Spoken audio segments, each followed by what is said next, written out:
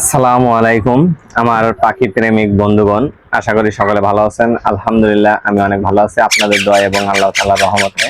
তো মিঠু আর মিতুকে নিয়ে আসলাম আবারও ভিডিও তৈরি করতে। তো মিঠু আর মিতুকে এখন খাওয়াবো।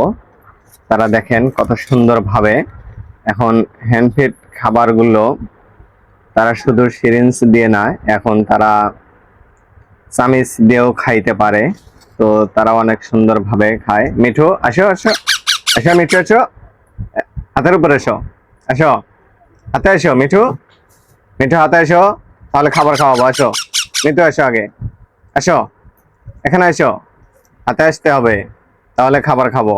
এসো এসো, হুম, এসো, হাতে এসো, হাতের উপরে এসো, মিঠু, মিঠু, হাতের উপরে এসো। হ্যাঁ, এই যে আমি মিতুকে খাওয়াবো, তুমি আসবে না, তোমাকে খাওয়াবো না। এই যে, এই যে দেখো।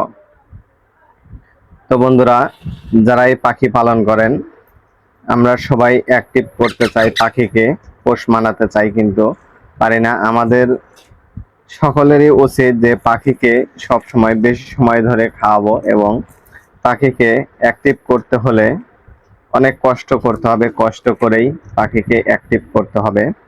তো দেখতেই পারছেন আমার পাখিগুলো খাবারের জন্য প্রচুর পরিমাণে অ্যাক্টিভ, কারণ তারা এখন বড় হয়েছে, এখন সিরিঞ্জ দিয়ে খাওয়ানোর সময়ও অনেক কষ্ট হয়।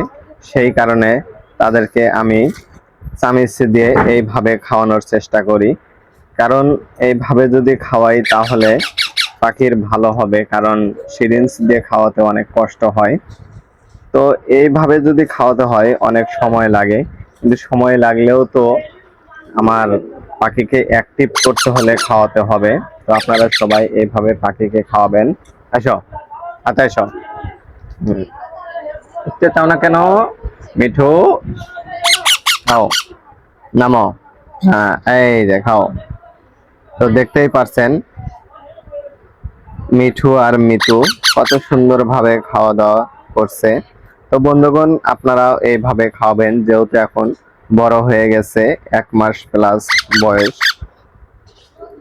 তো এখন বর্তমানে এইভাবে খাওয়াই, আবার সিরিঞ্জ দিয়েও খাওয়াই, কারণ সিরিঞ্জ দিয়ে যখন অতি দ্রুত খাওয়ানো হয়, কিন্তু আপনি যদি এভাবে আস্তে আস্তে করে খাওয়ান তাহলে দেখবেন পাখি আপনার কাছে পোষ মানবে। যেহেতু এখনো ছোট আছে, তারা এখন বেশি অ্যাক্টিভ হয় নাই, কিন্তু তাদেরকে অ্যাক্টিভ করতে হলে প্রচুর পরিমাণে সময় দিতে হবে, সময় দিয়েই তাদেরকে লালন পালন করতে হবে। কারণ লালন পালন আপনি সুন্দরভাবে যদি করতে পারেন এবং খাওয়া দাওয়া যদি সুন্দরভাবে করাতে পারেন, তাহলে দেখবেন আপনার পাখি আপনার কাছেই সব সময় থাকবে।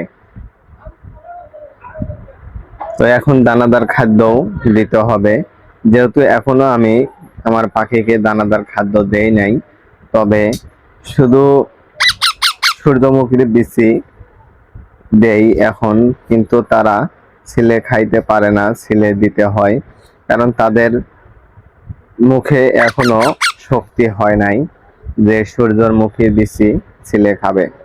তো আমি এইভাবে চেষ্টা করে যাব, দেখি আল্লাহ তাআলা যদি চায় তাহলে আমার পাখিকে অ্যাক্টিভ করতে পারবো। তো সবাই দোয়া করবেন আমি যেন পাখিকে সব সময় অ্যাক্টিভ করতে পারি এবং সাথে নিয়ে থাকতে পারি।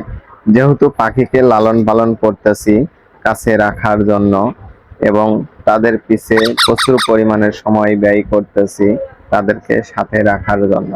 তো আপনারা যদি দোয়া করেন এবং যে সকল বন্ধুরা আমার ভিডিওগুলো দেখবেন, আশা করি সম্পূর্ণ ভিডিও দেখবেন, পাখি প্রেমিক বন্ধুদের অনেক উপকারে আসবে। তাই আমরা সবাই যারা পাখি পালন করি তাদেরই উচিত সবাই সবাইকে সাপোর্ট করা, সবাইকে ভালোবাসা দেখানো, এবং যাই যতটুকু পারেন পাখি প্রেমিক বন্ধুগণ সবাইকে জানিয়ে দিবেন কিভাবে পাখি লালন পালন করতে হয় এবং পাখিকে কিভাবে অ্যাক্টিভ করতে হয়, কিভাবে পাখিকে পোষ মানাতে হয়। আপনারা যদি ভিডিওর মাধ্যমে জানিয়ে দেন এবং যারা ভিডিও না করেন যদি কমেন্টের মাধ্যমে জানিয়ে দেন তাহলে পাখি প্রেমিক বন্ধুগণের অনেক উপকারে আসবে। তাই সবারই উচিত যে যারাই আমরা পশু পাখি পালন করি তাদের ভিডিও তৈরি করা এবং সবাইকে জানিয়ে দেওয়া।